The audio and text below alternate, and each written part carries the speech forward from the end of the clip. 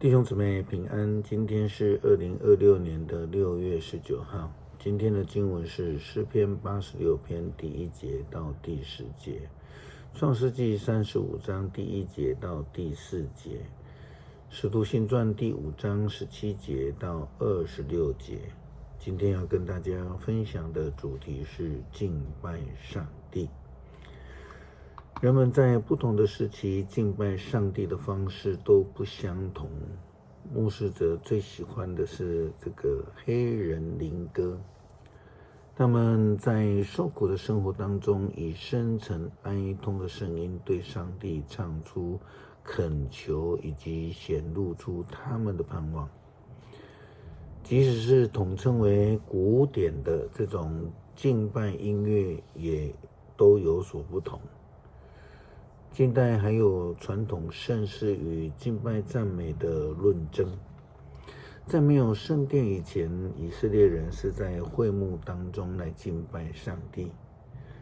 更早以前，则是用石头筑坛来敬拜上帝。创世纪35章第1节到第4节记载了雅各筑坛的事。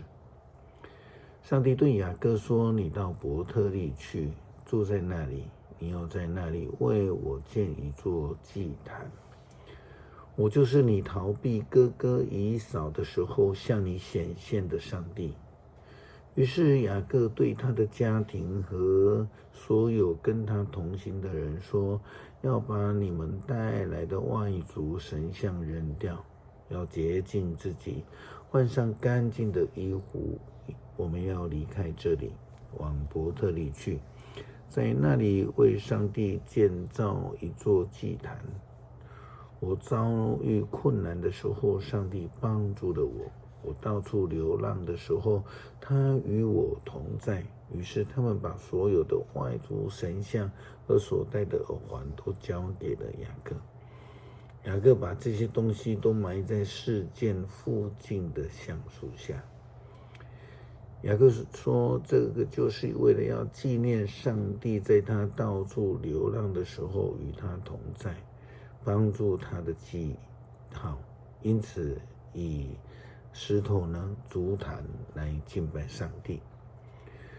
犹太教领袖们，他们来逼迫基督徒，抓捕使徒们，下到监狱里面去。但是因为上帝的保守神迹的作为，让使徒们被天使给放了出来。当大祭司以及他们的同党到了监狱，预备押解他们到长老会以去受审判的时候，他们不见了。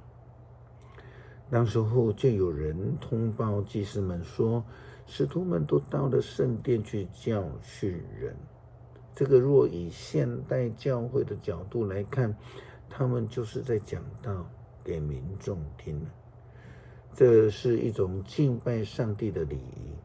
使徒行传第5章17节到26节，大祭司和他的党羽，就是当地的撒都该人，对使徒们非常的嫉妒，因此就决定采取行动。他们下手逮捕使徒，把他们囚禁在拘留所里。但是当夜，主的天使就打开了监门，把使徒们领了出来，对他们说：“你们去站在圣殿里，向人民宣讲有关这生命的道理。”使徒听从这话，在天快亮的时候进入圣殿，开始教导人。大祭司和他的党羽召集议会里所有的犹太长老们，举行全体的会议，然后下令到监狱里把使徒们提出来。但是当警卫到达的时候，发现使徒们不在监狱里，就回议会去报告说：“我们到了监狱，看见监牢的门牢牢的锁住，狱警多少在外面，但我们开了监门，发现里面连一个人也没有。”圣殿的警卫官和祭司长听见了这报告，非常的惊异，不知道使徒们遇到了什么事。这时候有一个人进来报告说，你们拘禁在监狱里的人正站在圣殿里面教导民众呢。于是那警卫官领着侍从去把使徒们带来，但是没有使用暴力，因为怕群众用石头打。使徒们出监狱第一件事情不是为了要逃脱去享乐，而是去教导人，引人来敬拜上帝。诗篇86篇第1节到第10节，上主啊，求你垂听我，回答我，因为我软弱无助，救我脱离死亡，因为我对你忠心，拯救我，因为我是你的仆人。我信靠你，主啊，求你怜悯我，我整天向你哀求，主啊，求你使我你的仆人欢喜，因为我一心求告你。主啊，你善良又乐于宽恕，你对求告你的人有丰富的慈爱。上主啊，求你垂听我的祷告，求你垂听我求助的呼声。在患难中我呼求你，因为你垂听我的祈求。主啊，没有别的神比得上你，没有别的神能够有你的作为。你所造的万国要向你跪拜，他们要歌颂你的伟大，你的大能，你成就的奇事，唯有你是上帝。恳求亲爱的主教导我们学习感谢，纪念上帝的恩典，让我们时时刻刻都持守与上帝的约，来敬拜上帝。